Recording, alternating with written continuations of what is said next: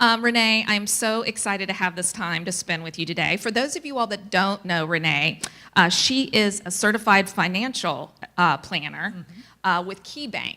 And she has clients all over Southwest Florida. And at the Community Foundation, a lot of times we've shared some clients. And so one thing that I know about you, not just from your bio, but also from just watching you in action, is you talk a lot about helping your clients with giving strategies. Right. You know, and a lot of times when we work with financial planners, we're introducing them to the idea of giving strategies. But Renee is someone that incorporates that into her practice. And I always really appreciate that. And I just love also seeing it in your bio. It's really, really interesting to me. So I think that you've probably got a really interesting frame around giving. Mm-hmm. You know, every day in your professional life, you're working with your clients, some of which are our donors, but that has to translate over into your personal philosophy about giving as well. So I'd love to hear, one, how long you've been involved with the Women's Legacy Fund, and what just attracted you to the fund in general, and then we'll talk a little bit more about the grant-making committee. What is it about Women's Legacy Fund that caught your attention? Right. I love the phrase collective philanthropy. I just naturally love to collaborate with other people, especially other women. And so when I was introduced to Women's Legacy Fund and saw that phrase, it was so appealing to me to know I could work with a large number of other women to make an impact. Yeah, it's interesting. I always love looking out across this room every year and just thinking how combined you're making an impact. Where if each of you just pointed $250 or more towards a cause, what would happen? Kind of countered with this idea. I mean, just look around, and a lot of our contributors, you know, aren't with us today. So I just see kind of the power of philanthropy when I look out.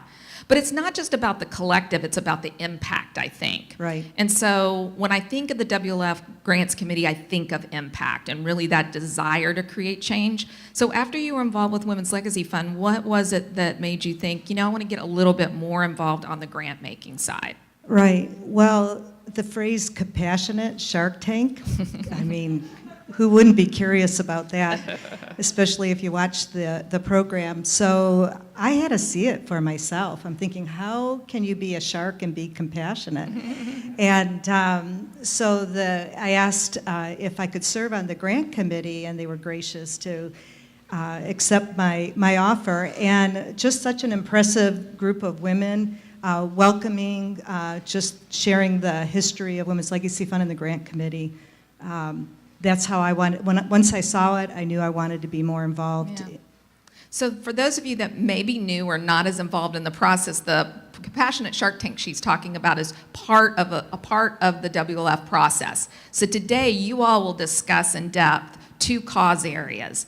Then you'll vote from your perspective, your personal perspective, where you would like to see this year's Women's Legacy Fund grant go. And I'm telling you, we're at about $29,000 now. It'll be one of the largest grants we've ever given. I have a feeling there'll be people in the room that'll want to push that up to 30 just to make it a good, strong number. But we go out and we get letters of ideas from local nonprofits after you all have selected that cause area. The team at the foundation, Ashley Sklecki, Tessa Lesage, and others really dig into those letters of idea and then present some of them to the Women's Legacy Fund. And what Renee is talking about is one part of the process that we've used in the past where it is like a Shark Tank, where those nonprofits then come in and pitch. But I think you all feel a responsibility. I always get a sense from the Grants Committee that you feel a responsibility to everybody in this room. Can you talk about that? Because it's not just those people that I called out. Right. I mean, you're representing every single person in this room and those that can't be here. Talk a little bit about that. Yeah, and that's exactly it. So there's about 9 or 10 of us on the grant committee, and every single person is just really aware that we represent all of you. So the conversation that we're having today just makes such a difference. And then collectively, we're able to say, I heard this. This is, the understanding of what was important to the women at this luncheon, this working luncheon, and all of that goes into the rest of the decision-making process. Yeah, it's a good representation. I always get the sense that you all take it very seriously and you feel really responsible to this room, especially after they worked so hard to come up with that cause area. Yeah. So Actually, the Women's Legacy Fund Grant Committee just met recently because they were poring over data around today's cause areas. And I have to say, over the years, I've just seen data become more and more important to you, that making those decisions are based on not just anecdotal information, but really kind of combing the data. And we'll talk a little bit about that later. But what has the data revealed to you, do you think, over the last couple of years? What part of that has really kind of been of note to you? One thing that stood out is just how hard it is to move the needle, so to speak. So, like most of you, I really want to know I'm making a difference. The little bit that I'm doing added to what you all are doing is making a difference. And so just the few years being involved with the grant committee and then hearing the organizations come in, looking at how hard they're working, but how hard it is to just not only keep doing what they're doing, but continue to make the impact or a little more. So you're thinking, what else can we do? Right. Yeah, that's always a drumbeat, right? Exactly. Yeah, what more can we do? Well, you know, and as I'm reviewing the last few years of grants through WLF, in 2015 it was to the Habahachie Center, and it was for a woman's self-employment program. Which we were really looking at access to services in a small community, but it was all about helping women from this Habahachie Center who lived in the wagon wheel park on 41. How could we improve their self-employment, kind of that self-empowering, and that was specifically for women. And then in 2016, you funded the FGCU GYM program, which is a mentoring program for girls in engineering, math, science. So that year, we shifted our focus to girls. And then in 2017, I Will Mentorship received the grant for a mentoring program, Visible Female, which was also exposing young women to STEM. So I think the grants committee, particularly in awarding that grant, I saw you all kind of have an aha moment. Like the data is pointing us, like with a flashlight, not a club, towards this idea that not only is the data showing us, but also the views of the contributors are showing us that these are kind of the areas we're focused on. And the same thing is true this year. So you all kind of made a bold decision that we wanted to share today, Right. kind of in this essence of impact, that you're extending the term of the grant making. Do you want to share a little bit about that? Right. So everyone's heard that phrase, that aha moment, and you feel a lot better when the person next to you's had a similar moment.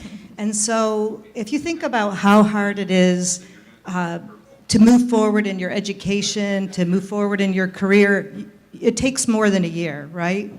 I mean, very few of us, boom, we're there. So a number of the grant committee members at the same time were saying, we need more time. And how, is it possible to make a multi-year grant? So I also like that phrase, most women like committed relationships, long-term ones. Yeah. So it's almost like that with our philanthropy too, with the support. Can we make a committed longer-term relationship to an organization just to really see it through? Yeah, fantastic. So we wanted to take a little time on that this morning before you all launched into your discussions, because that's a new frame as you talk today. Today, the cause area that you select, the grants committee will go back and begin a partnership with a nonprofit organization for 3 years. So you're really going to be able to see the impact of that. You're really going to be able to, year over year, find measurable change. It'll change the dynamic a little bit of the working lunch as we move forward. But I really wanted Renee to be able to share on behalf of the rest of the grants committee that that's where we're heading. And to really give you the idea that in your discussion today, remember, you're planning something that's longer term, right? And it's very important. And another reason that we wanted to start with talking with the grants committee is if you've got program designer hat in your purse and a funder hat in your purse, you need to take out the funder hat, Remember, your facilitators will remind you this is not about program design. You're not coming up with a new idea. You're philanthropists deciding what you want to fund. And then the grants committee will go back along with the foundation staff and really negotiate those ideas so that we can deliver what you've asked for. Renee, thank you so much for spending a couple thank minutes you. and You're for welcome. all the time that you spend with You're WLF. welcome. My pleasure. All right, Thanks. thanks.